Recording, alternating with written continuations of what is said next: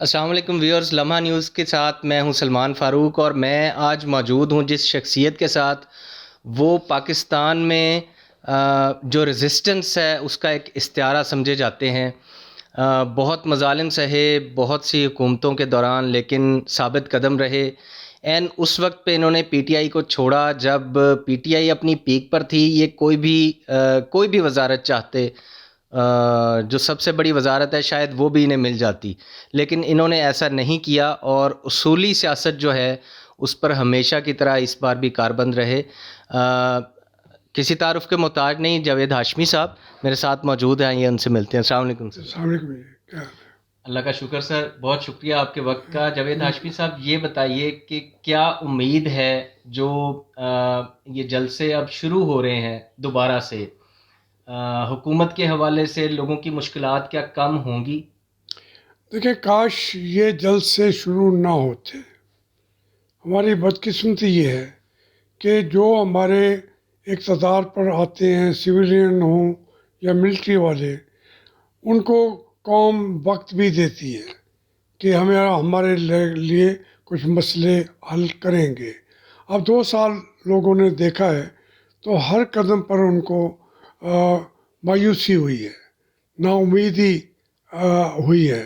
تو اس کی وجہ سے اب یہ جو جلسے ہیں، اگر یہ ان کی زبان، جو لوگوں کی مشکلات ہیں اس کو زبان نہ دیتے، یہ جلسہ انہی کے مسائل کو زبان دینے کا نام ہوتا ہے، تو اگر جواب نہ دیتے تو پھر جو ان سے مایوس ہو کر کوئی اور ایکسٹریم کا قدم اٹھا چکے ہوتے پاکستان کے عوام۔ تو جو عمران خان صاحب ہیں، انہوں نے ریئلائز نہیں کیا کہ لوگوں نے ان کو بڑی چاؤ سے، دل لگی سے، محبت سے اپنا لیڈر بھی چنا تھا، حکومت بھی دے دی تھی، تو اس کے باوجود ان کی جو مشکلات ہیں وہ بڑھتی گئی ہیں۔ تو ان جلسوں سے اب یہ ایک بات بڑی عزم شمس ہے کہ جلسے ہوں گے، پھر اس کا کوئی نتیجہ بھی نکلنا ہوگا، تو وہ تمام کی تمام چیزیں دھڑام سے گرتی جائیں گی۔ پھر ایک نئے سرے سے فیصلے ہوں گے کہ کون آئے، کون ملک چلائے۔ اس میں کوئی بھی حادثہ ہو سکتا ہے۔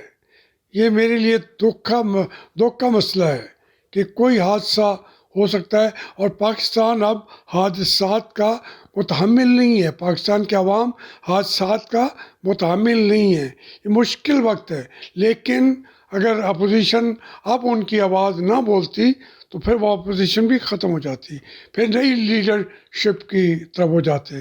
تو اس لیے ہمیں اس سے یہی توقع کرنی چاہیے کہ بڑے محتاط ہو کر جلسے رکھے جائیں، اپنے مطالبات کو آگے بڑھایا جائے، اور عمران خان کو بھی اپنے جو سنگھاسن پہ بیٹھے ہوئے ہیں اس سے نیچے آ کر اپنے مسائل کا اپوزیشن کے ساتھ بیٹھ کے حل تلاش کرنا چاہیے۔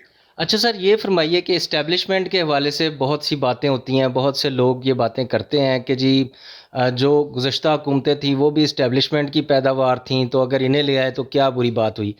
تو کچھ لوگوں کا یہ خیال ہے کہ اگر 35 سال لگا کر کوئی اس پنجے سے باہر نکلتا ہے تو نئے سرے سے نئے لوگ انسٹال کر دیے جاتے ہیں، اور لوگوں کا یہ خیال ہے کہ مختلف طریقے اس میں اختیار کیے جاتے ہیں۔ متحدہ اپوزیشن ہے، اس میں اگر پیپلز پارٹی ہے اس کے کچھ سٹیکس ہیں، تو وہ سٹیکس بھی ان کو متاثر کیا جاتا ہے تاکہ وہ اگر مکمل طور پر نہیں تو کم از کم دلی طور پر اس اتحاد سے الگ ہو جائیں، یا وہ اندرونی طور پر ایسی کوئی حرکت کریں۔ تو آپ اس رول کے حوالے سے کیا کہیں گے؟ دیکھیں، یہ ہمارے ملک میں تحریکیں بہت چلی ہیں، یہ بھی کوئی خوشی کی بات نہیں ہے، اور اس میں تمام جو ماشاء اللہ حکومتیں تھیں وہ ختم ہوئی ہیں۔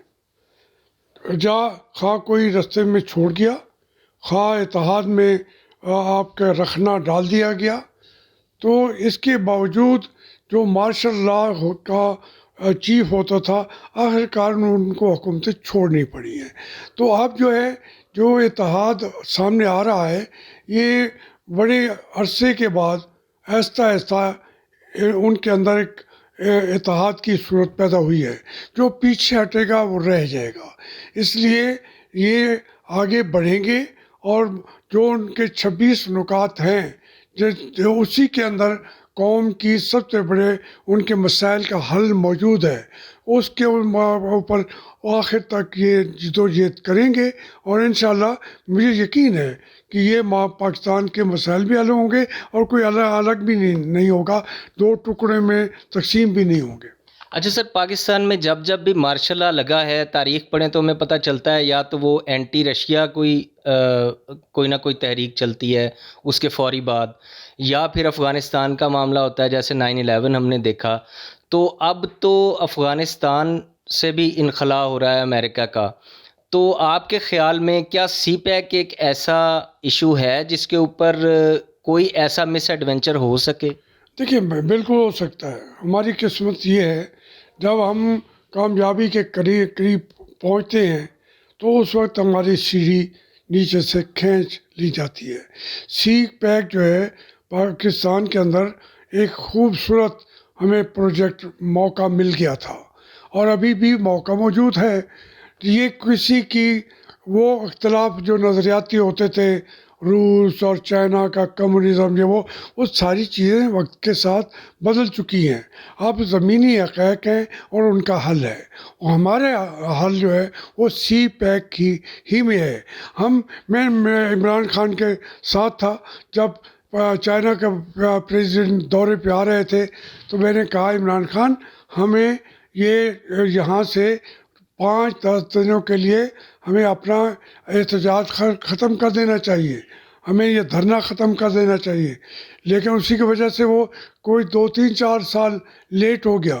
تو یہ اب اس موقع پہ جو بدقسمتی ہوئی ہے کہ عمران کے آنے کے ساتھ خدشات پیدا ہو چکے ہیں کہ وہ نظام بھی ختم ہو، لیکن میں نے تو لکھا ہے کتابوں میں بھی 17 سال پہلے کہ یہ دور ہے، اس میں چائنا ہوگا، روس ہوگا، ترکی ہوگا، ایران ہوگا، پاکستان ہوگا، یہ ایک نئے بلاک بن رہا ہے۔ 17 سال پہلے میں نے کہا تھا، آج آپ دیکھیں کہ وہ بننے کے قریب پہنچ چکا ہے۔ تو اس لیے ہمیں توقع اچھی کرنی چاہیے، محنت کرنی چاہیے، اور جو لوگ پاکستان میں بلیو کرتے ہیں وہ پاکستان کے جو عوام کا حق ہے، حق رائے دہی، جو اس کے ووٹ کا حق ہے، وہ نہ چھینے۔ اگر چھینیں گے تو اس دفعہ بہت تباہی آئے گی۔ تو سر ابھی یہ جو جلسہ ہونے جا رہا ہے، اس سے آپ کی کیا توقع ہے؟ کیا عام آدمی کو اس کا کوئی فائدہ ہوتا نظر آتا ہے؟ عام آدمی کے لیے ہی بات ہو رہی ہوتی ہے کہ اس سے ہٹ کے ہو بھی نہیں سکتی، لیکن اس کا کہیں کہ جی ایک جلسے کے بعد معاملات طے ہو جائیں گے، میں دیکھتا ہوں کہ یہی جو جلسہ ہے بہت سارے بنیادی ایشوز کو طے کر دے گا۔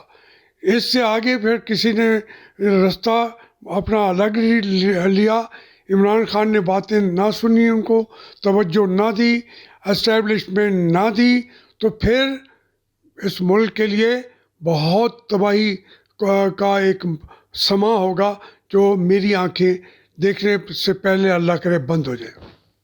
سر بہت شکریہ آپ کا۔